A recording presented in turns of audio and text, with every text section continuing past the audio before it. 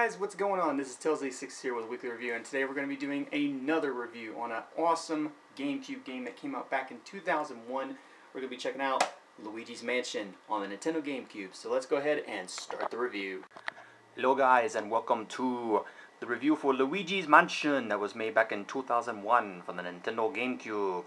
Mario! Mario?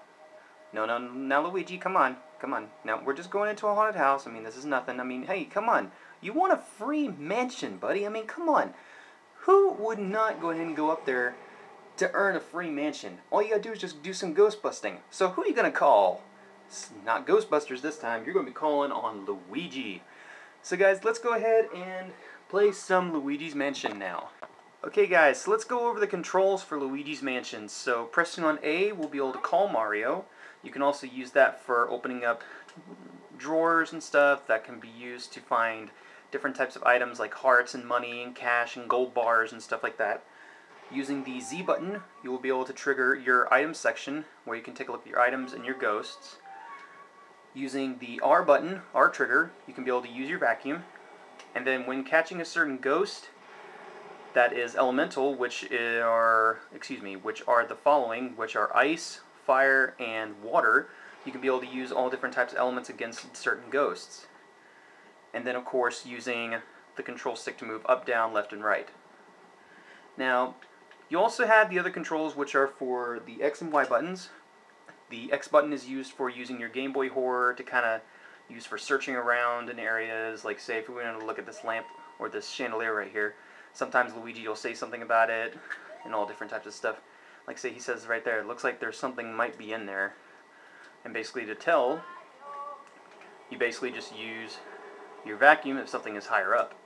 So let's go ahead and go in and try to find some ghosts. Okay guys, so basically here's how we go ahead and capture our ghosts. When going through each ghost, you have to move your control stick in the opposite direction of where they are moving.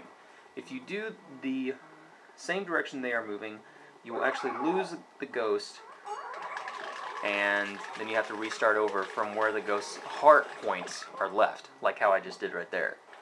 Now, each and every ghost has a different meter. Once you start draining it down, though, it starts making it easier and easier for them to catch. So basically, just make sure that you also are putting your light on them at the right exact time, and you'll be able to stun them. Now also certain ones will go ahead and carry like things like hearts and tons of money and stuff, so be careful as you start getting further into the game, because you'll run into the ghosts that will just, they'll troll all over on you. Like seriously. They'll be so bad that they'll literally just gang up on you. Like how right now we have two of them in here, but we're going to try to see if we can get both of them on one whole thing. Nope. I'm never that lucky. But basically, you can be able to move around different portions. You can even set the controls a little bit different if you don't like the way that the C-stick moves around. So you can do that all different types of ways. And you can do that by basically doing the following. If you go to start and then choose your control style of either sidestep or standard, if you do it sidestep, this will basically happen. Whoops, let's try that again. If you do it by sidestep, it'll make it so, or excuse me, probably did that wrong. It'll basically make it so you can only move around to the portion where you're actually moving with the C-stick. So like say if you're moving in just that direction, it'll make it so, yeah.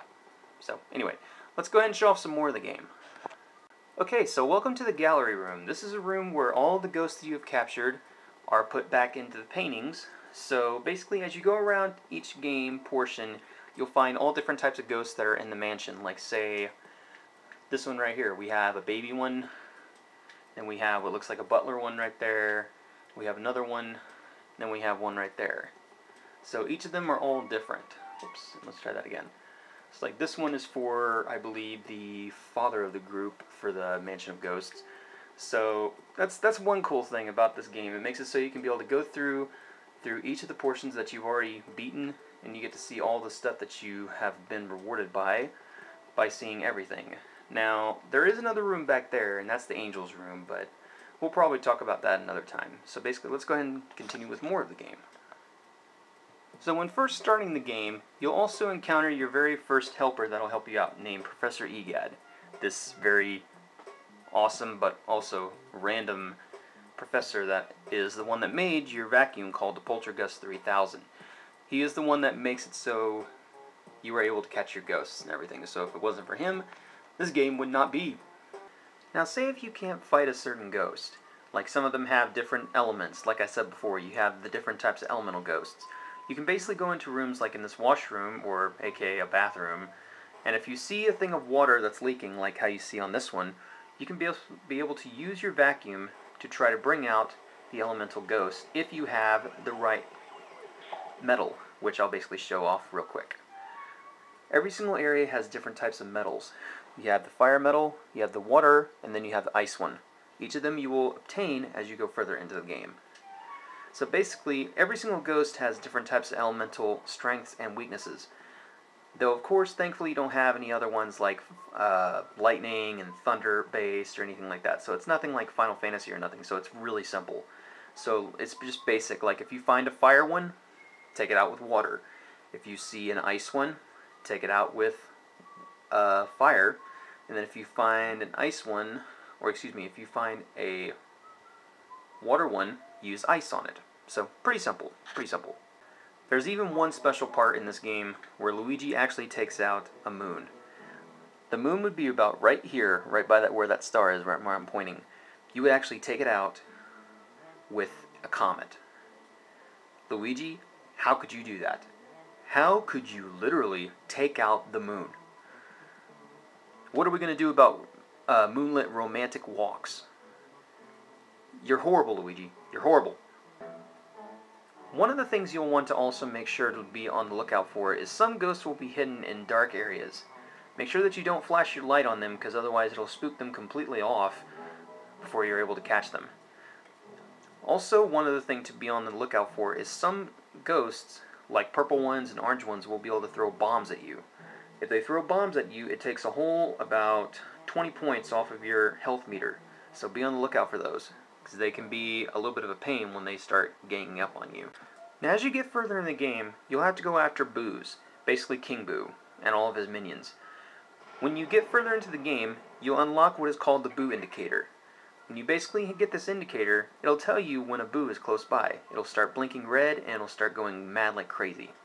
When you find a Boo, try to get him and suck him up before he gets away, because otherwise he'll get away real quick. And they can run away, so just do your best to grab a hold of them before they run off. Like that. Pure failure! Maybe I can get him before he runs away again. No. The final verdict is Luigi's Mansion is an astounding game. It has a lot of really cool things about it. And it has both a funny side, but both a dark side to it. I mean, capturing ghosts and being able to act like a Ghostbuster and being as Luigi, you couldn't get any more awesome. So, Wii-kly Reviews is going to be giving Luigi's Mansion an 8 out of 10 because it is a really great game, has some of the best controls I've seen with the GameCube controller, and it's just a fun game, and I really recommend anybody going to get it. I mean, you can buy it now for about 20 bucks used, so definitely try it out. The only thing I don't like about the game is it's a little bit too short for my taste. But anyways, hope you guys enjoyed it. This has been Intel's86 with Wii-kly Review, saying to take care. Later.